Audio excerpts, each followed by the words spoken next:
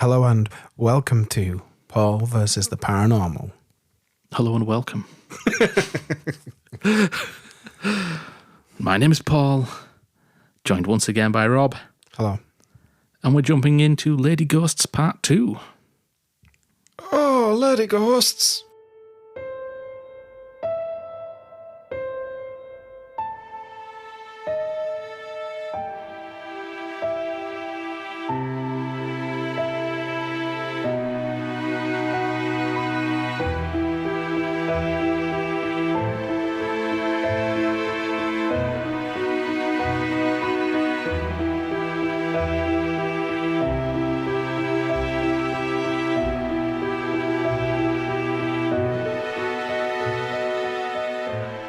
So we're looking at Lady Ghosts, the second continuation of the list. We got through a few last episode. If you've not listened to it, go check it out. Yeah, you say a few, it's more like a few hundred. A few hundred ghosts. Felt like yeah. I know, I edited the thing. Yeah, Oh. 40 minutes of talking about the gosh, same ghost in a different location.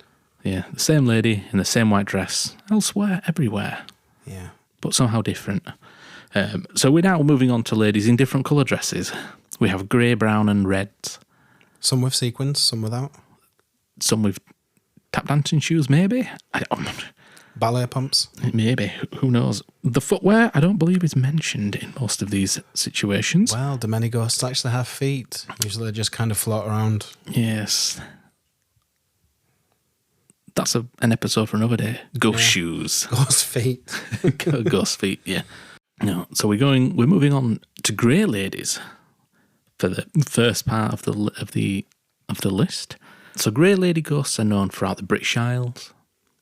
Here are some you may or may not know. I'm going to say may not. I don't know anything about ghosts.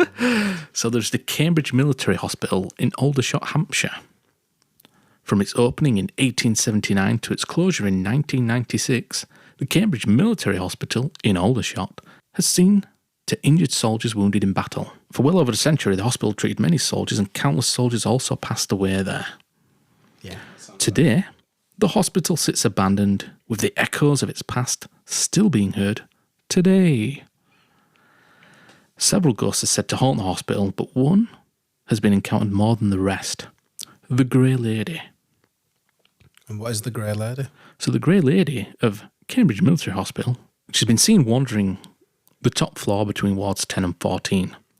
The pleasant scent of lavender wafting on the breeze is said to herald her appearance.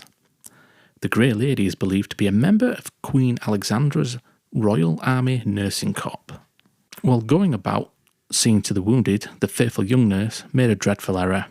While administering medication to one of her charges, she accidentally overdosed him. As she watched her patient die in a painful death, the nurse panicked and walked over to a window on the top floor and jumped. She plunged to her death 100 feet down onto the concrete. Oh, geez. Yeah. Although she made a horrible mistake and committed a desperate act, it's believed she remained behind in death to help others move on from this world to the next. It's a horrible way to go, and hers was just as bad. Middleton Hall, Tamworth, Warwickshire, as they would say in America. Warwickshire. As we say over here. Middleton Hall is a Grade 2 listed building dating as far back as medieval times. Sorry. As far back as, I don't know the year, so medieval. That's all it says. Medieval times. For centuries, the stately old manor was the home of the Barons of Middleton. Today, it is open to the public, and it's a popular venue for weddings and corporate functions. Middleton Hall is also home to another of England's Grey Ladies. The Grey Lady was first witnessed by the wife of John Peel in the 1800s. John Peel? Not the... Because Robert Peel was the policeman. Yeah. John Peel, I'm not sure. John Peel was the radio DJ, wasn't he? I don't think he dates that far back. I don't think he dated that far back either. Since then, the ghostly figure has been seen silently treading the halls and corridors of Middleton Hall. The haunting became so well known, it attracted Yvette Fielding and her paranormal reality TV show, Most Haunted. A vet and a crew attempted to track down the hall's famous ghost, but came up empty-handed. No Surprising. comment. No comment. No. The Grey Lady of Middleton Hall in Tamworth is regularly seen by both staff and visitors alike. No mention of horrible deaths there. So regularly seen by the staff of the. You say it was a manor or a castle? Hall. Regularly seen by the staff of the hall, but as soon as Yvette Fielding and co turn up, conveniently. No. Notes there. Yeah. Alnwick Castle in Northumberland. So charming Alnwick Castle is the ancestral home of the Percy family and serves as the current residence of the 12th Duke of Northumberland, Ralph Percy. The castle, and I mean that is as time of this article was written, I don't know if that's true. The castle is so spectacular, it has been called the Windsor of the North. The castle has played important roles in British history, including the Scottish Border Wars and the War of the Roses. It's also been featured in several movies. Several ghosts haunt Alnwick Castle, its most prominent being the Grey Lady. I think there's a theme with this list, in case anybody's not noticed. All these most prominent ghosts are going to be Grey Ladies. The spectral Grey Lady has been seen throughout the castle, but it seems to favour the tunnels that run underneath the castle. Alnwick Castle has several ghosts, including a Grey Lady. The commonly accepted story of the Grey Lady's origin dates back to a tragic accident during the Victorian era, where most ghosts come from. Have you ever read a ghost story about a ghost of somebody who died 2 weeks ago? No, you do not. Although there has been death events where people have apparently been seen at the moments of the death. Well, like we're talking echoes kind of thing? Well, people going back to say bye to the family at the moment of the death. It's quite common in World War I to have soldiers returning. I'm using air quotes. Nobody else can see that. Soldiers returning at the moment of death to say goodbye to the family. The family says, George, or whatever there would have been, common names for the war. Or the home. Family goes back out. They're nowhere to be seen. They then get a telegram a month later to say that family member's dead. Well, we saw them. They were alive. The Grey Lady is believed to be a young maid that fell down a chute into a tunnel below while seeing to her duties. Yikes. Ouch. Nothing worse than dying at work. If I'm going to die anywhere, it's not going to be at work. No. When her co-workers realised she was missing, they searched the castle from top to bottom. They started at the top, made their way down, and eventually found her. When they found her, it was too late. She'd perished from her injuries. Nice. Her apparition has been seen in the dark tunnel. Her wails of anguish are commonly heard echoing through the tunnels. And then we have Ruthven Castle, Denbighshire, Wales. Ruthven Castle in Wales was constructed in the 13th century by Dafydd ap Gruffydd. Daffy Duck then. By Daffy Duck. By Dafydd ap Gruffydd, brother of the Prince of Wales. That's butchered, I'm sorry. Throughout its long history, it has been home to Welsh nobility, a hospital to treat unusual disease, and today, a luxury hotel. Another theme I'm finding with all these old places. Because there's nowhere to go and have a nice relaxing weekend like a place where multiple people died. Since its opening as a hotel, there's been several complaints by guests of encountering the angry apparitions of a lady in grey. This is not a very polite lady in grey. Oh, yeah. Some guests have fled the hotel in terror after crossing paths with the ghost. Well, hold on, go back to that one. What have they fled in fear from? It's believed this particular mean grey lady was the wife of the castle's second-in-command. One day, she discovered her husband in the arms of another woman in their bed. Ouch. More painful than any fall out of a window onto concrete. Getting caught by your wife. Yeah, I was going to say. I mean, in the arms of is such a pathetic way to say cheating. And Yeah, they were in bed together. We don't. Yeah, we're not going to paint the We're in picture. Yorkshire. They were knocking boots. Yeah, they were knocking boots.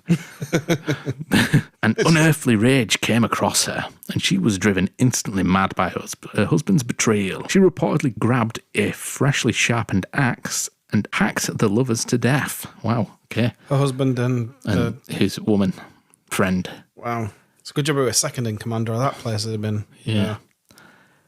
I know exactly what he said when she walked in. It wasn't me.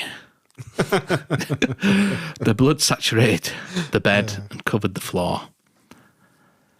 We make jokes. It's a serious matter. It would have been back then, but I think enough time's passed to laugh. Yeah. If What are Shaggy they can going to do a song about Haunt it. us. Yeah. Already got a castle for that, mate. Yeah, if Shaggy can make a joke about it, so can I. When she was apprehended, she was given a speedy trial and sentenced to death. Her grave can still be seen outside the castle walls. The Great Lady of Ruthven Castle stalks the halls and hotel, forever seeking revenge on those who did not bury her in consecrated grounds. Well, she's not going to get them now, is she? Nope, absolutely not.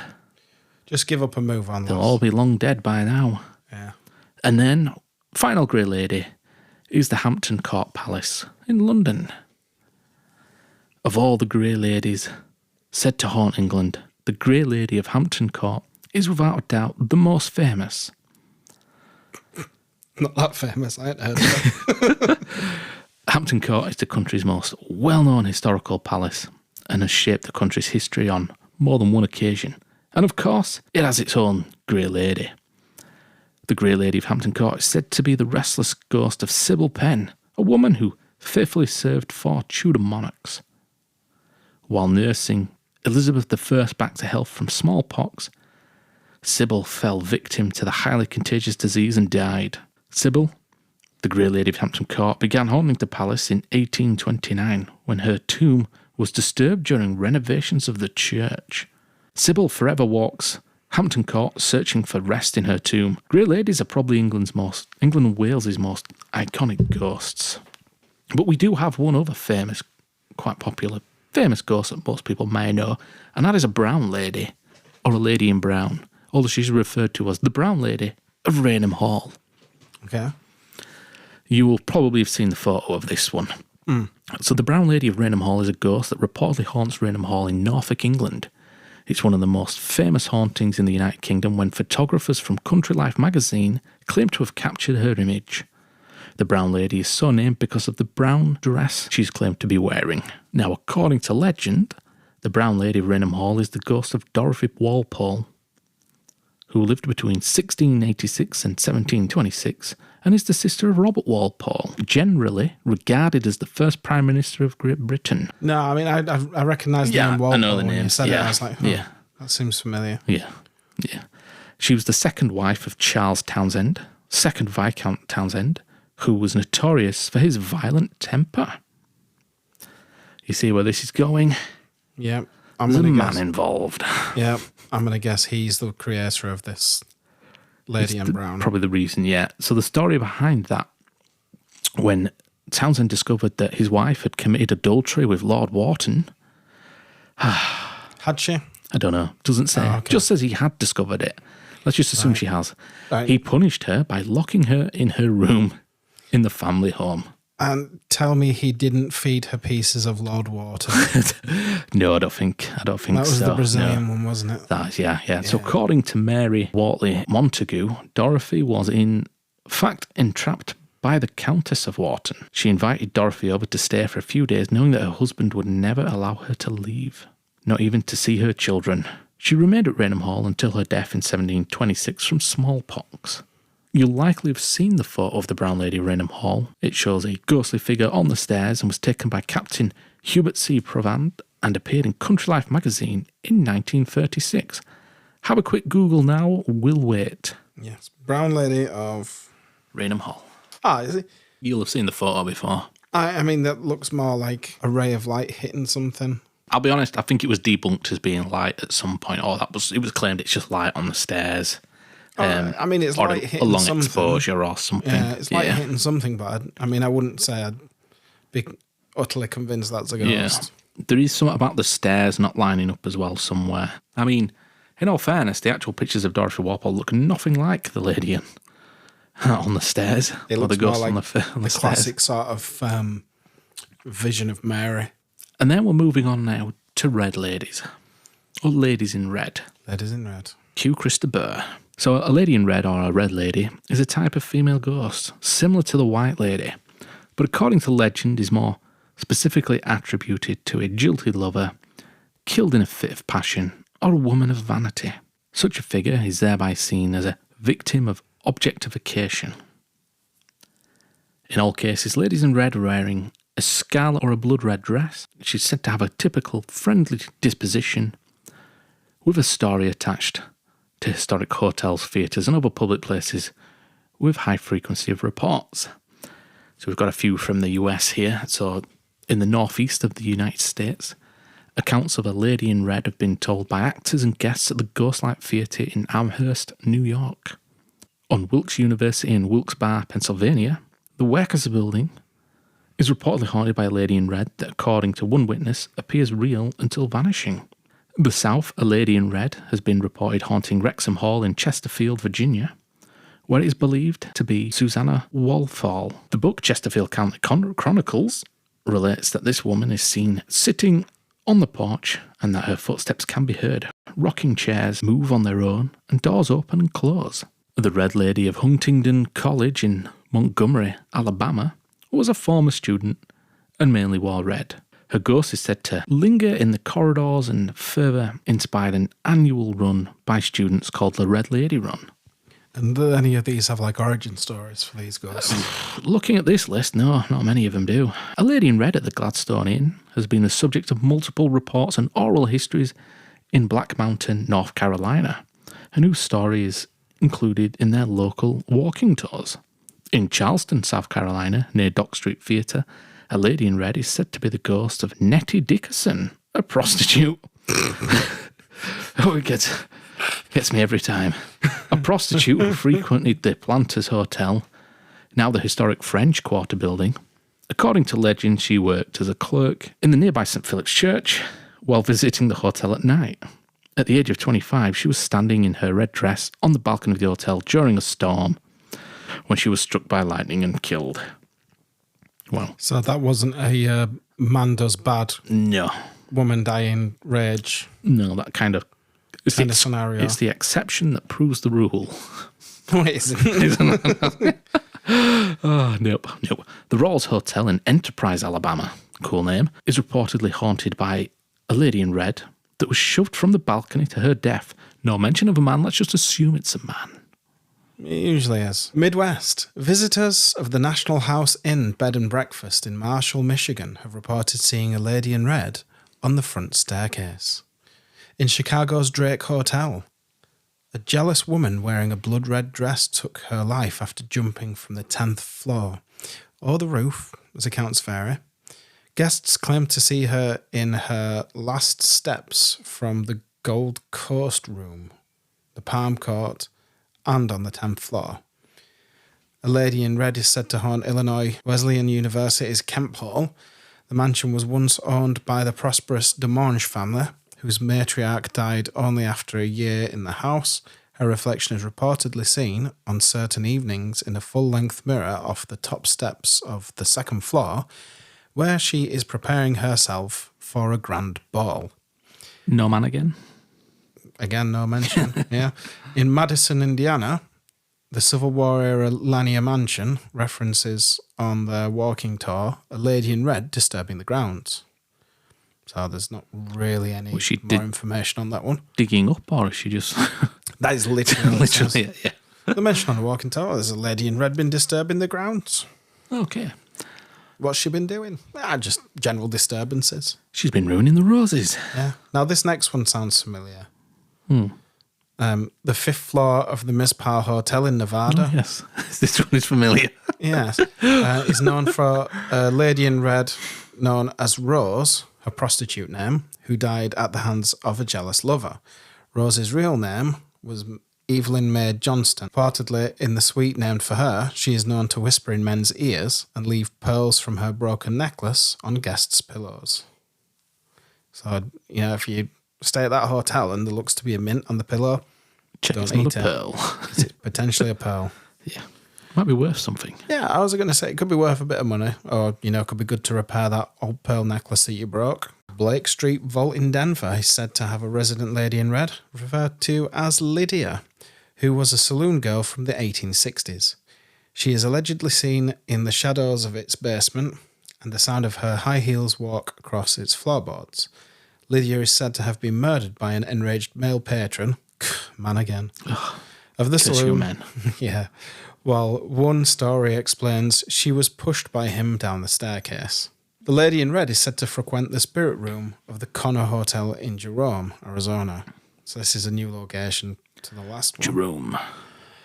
In San Antonio, Texas, at the St. Anthony Hotel, reports of a lady in red have held that she enters the women's restroom, clicks her heels against the marble, and sits in a stall before vanishing.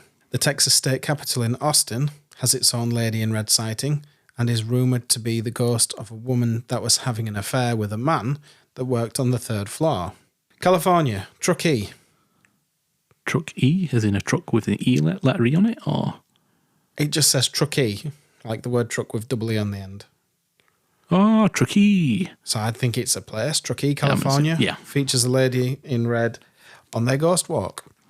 In Palm Springs, a lady in red is said to frequent the spot of her death outside of Caraquia Pension, a Moroccan-style inn once known as Dar Maroc, an expensive stopover for the likes of Winston Churchill, Rudolph Valentino, and Errol Flynn.